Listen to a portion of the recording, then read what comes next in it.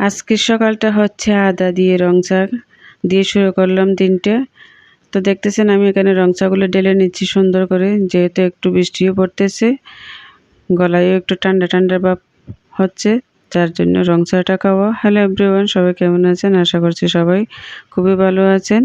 বরাবরের মতো আজকে আমি চলে আসলাম ছোট্ট একটা ভিডিও নিয়ে। আমার ভিডিওটা অবশ্যই দেখবেন, ভালো লাগবে। আদা লেবু দিয়ে রং চা কিন্তু আসলে শরীরের জন্য অনেক উপকার। সেটা যদি রেগুলার খেতে পারে তাহলে তো আরও ভালো, কিন্তু রেগুলার তো ঘরে খাওয়া হয় না। আমি তো রং চা খাই হচ্ছে মূলত চিনি ছাড়া, ঘরে কিন্তু চিনি ছাড়া আমি খাই, অন্য কেউ কিন্তু তেমন একটা খুব পছন্দ করে না। তো দেখা যাচ্ছে এখানে আমি তেলাপিয়া মাছ, এটা হচ্ছে মাছটা ছিল বড়, কিন্তু সেটা আমি ভাজি করে রান্না করব আজকে, তাই আমি বেছে নিচ্ছি। আর এদিকে হচ্ছে আমার দেখেন বাড়ি থেকে আনা হয়েছিল অনেকগুলো আমগুলো কিন্তু পাকতে পাকতে একেবারে মানে নরম হয়ে যাচ্ছে। আমগুলো দেশি আম, কিন্তু পাকলে এক ধরনের গন্ধর মতো হয়ে যায়। তো আমি যার কারণে এটা আমসত্ত্ব বানাবো। এখন বৃষ্টিও যেহেতু পড়তেছে, রোদে শুকানো যাবে না, তাই আমি চুলায় এটা বানিয়ে নিচ্ছি। রোদ তো অবশ্যই দিতে হবে, যেটা এখন যদি এভাবে বানিয়ে রেখে যদি ফ্রিজে কয়েকদিন রেখে দিই, রোদ যদি কয়েকদিন পরে ওঠে তাহলে রোদে শুকালে কোনো গন্ধ হবে না, জিনিসটা ভালো থাকবে। যার কারণে হচ্ছে চুলা থেকে জাল করে নেওয়া। বাড়িতে গেলে আসলে বিভিন্ন ধরনের শাক সবজি এগুলো পাওয়া যায়, বাজার থেকে খুব একটা কিনে খেতে হয় না, বাইরে থেকে আনি সবসময়। বাড়ি যেহেতু কাছাকাছি আছে, এই 2-3 ঘন্টার পথ।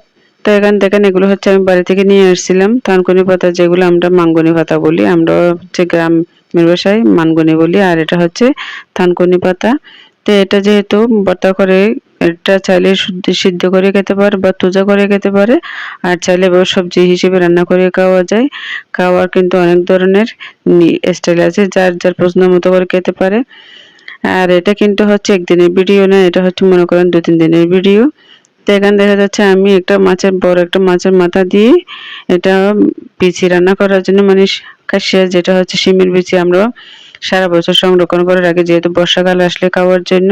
তো আজকে যেহেতু বৃষ্টি পড়তেছে বর্ষাকাল, তো আমি এটা খাওয়ার জন্য রান্না করে নিচ্ছি। আর এদিকে গ্রামে হচ্ছে আমাদের আরেকটা জমি আছে, জমি বলতে হচ্ছে এটা নতুন কিনা হয়েছে মাত্র। এখানে অনেকগুলো গাছ উঠে গেছে। এটা হচ্ছে 6 শতক জমি, এটা আমি দেখতে যাচ্ছি। এটাতে আরো অনেকবার গিয়েছিলাম। তো এটাতে ভাবতেছি আমি একটা ছোট করে কুঁড়ে ঘর বানাবো, যেটা হচ্ছে আমার রান্নার জন্য। তবে এটা এখন বলতেছি আমার আগ্রহটা কিন্তু এখন বানাবো না, আরো সময় লাগবে বানাতে, যেহেতু এখন বর্ষাকাল।